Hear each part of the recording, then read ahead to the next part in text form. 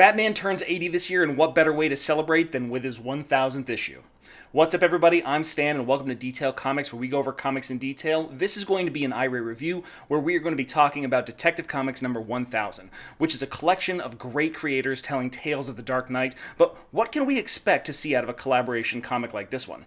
Just shy of a dozen stories, and all of them with a different view of what matters most, so let's dive in and see what this book has to offer.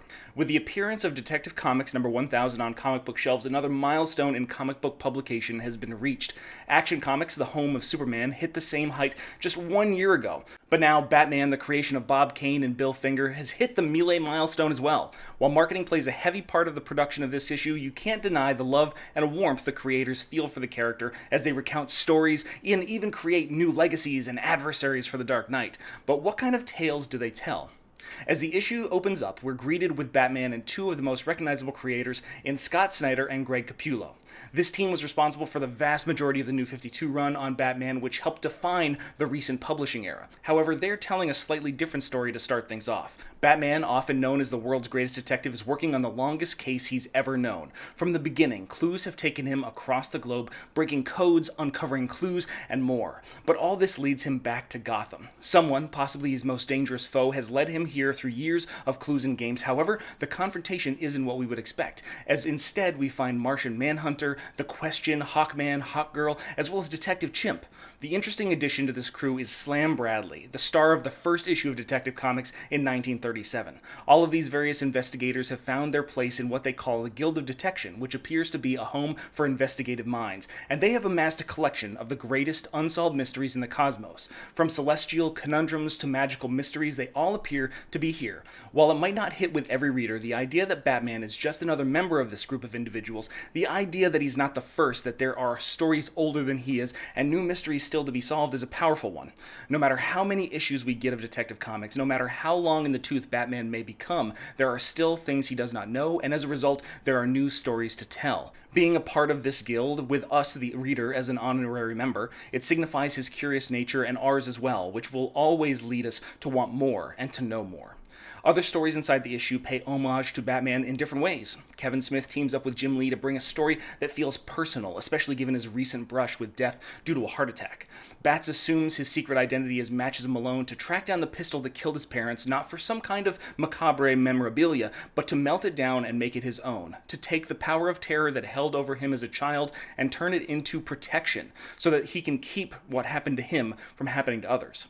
Paul Dini and Dustin Nguyen create a pitch-perfect portrait of the worst henchman who ever worked in Gotham, aka Newt Brody. It's just another one of these events that shows the pratfalls and leads to the downfall of various villains. However, this is a reflection on just how versatile Batman can be, as well as his surrounding cast and crew. It seems to be a way of injecting them into a life-threatening situation before it even begins. And it's also possibly a rite of passage for various members of the Bat family, with each one taking their time in the suit, including Alfred.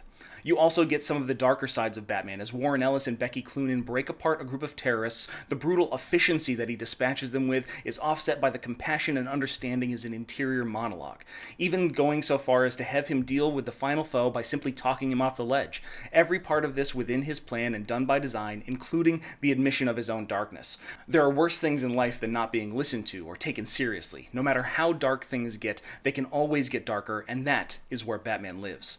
Creators like Denny O'Neil, Christopher Priest, Steve Epting, Neal Adams, they deal with the dangers of being both Batman and Bruce Wayne, from how desensitized he can be to the violence he uses to extract justice, to how his actions and fortune can impact and poison others. Everyone seems to have a message or commentary about what Batman is, what he can be, and what should be admired, as well as what we should be wary of. Of course, there are also different takes on Batman, like Brian Michael Bendis and Alex Maleev. They tell a detailed story of the Penguin and how he discovered Batman's secret, how he came so close to destroying the man behind the myth, but the realization that Bruce Wayne was the only thing that kept Batman sane, his sole tether that kept him from plummeting into the pit of madness he walks alongside. This is offset by the standard Batman trope that he is always prepared, which might undercut the story, but sentiment is there. Sentimental, though, might be a good word for some of the other stories as well. Geoff Johns and Kelly Jones wish for a future with a family for Bruce, as we see husband and wife, parents, children, and their pup on the rooftops of Gotham solving the last crime they ever will. Though, that is a wish, and Tom King and Tony Daniel instead give us a tour of the real Bat family of the moment. Though Batman only speaks one word, and most of it is sometimes the witty and often childlike banter between the Robins and Batgirl, he speaks through his actions, taking a family portrait that his parents may be proud of. Of course, all of these stories are offset by two rather important ones. James Tynion IV and Alvaro Martino Bueno set the precedent for superhero sidekicks when they revisit the discussion between Bruce and Alfred about Dick Grayson. The pros, the cons, most of the cons coming from Bruce, but Alfred sees the benefit in bringing young Master Grayson into the fold. Not only does it allow Batman to keep tabs on the new vigilante, allowing him to protect him, but it will also bring Bruce out of the darkness and into the light. It will give the young boy a chance to grow into a young man, looking at the excitement and adventure, experiencing the friendships and romance. Things that Bruce lost as a child, but it also allows him to set the stage for future heroes that will inevitably want to follow in his footsteps. Heroes like the Arkham Knight, who makes his debut in the final story of Detective Comics number 1000, written by Peter J Tomasi and art by Doug Mahnke. This new hero sees Batman in a completely different light. He isn't a shadowy savior that protects the people of Gotham, at least not entirely. He's a predator that preys on the broken, the weak, fights against misguided members of society that are driven by desperation.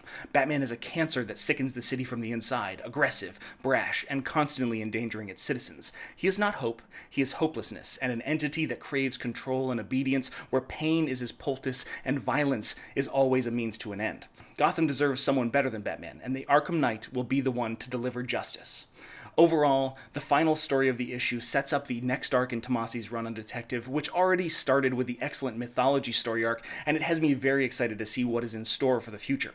As for the rest of the issue, it is well worth the money for the art alone and the many different perspectives on a character that is now celebrating 80 years of publication and has popularity only rivaled by Superman.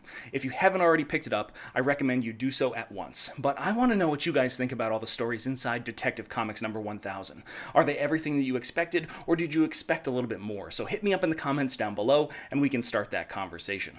As always, if you like what you see, hit the like button. Don't forget to subscribe to get more news, reviews, and commentary on comic books and more.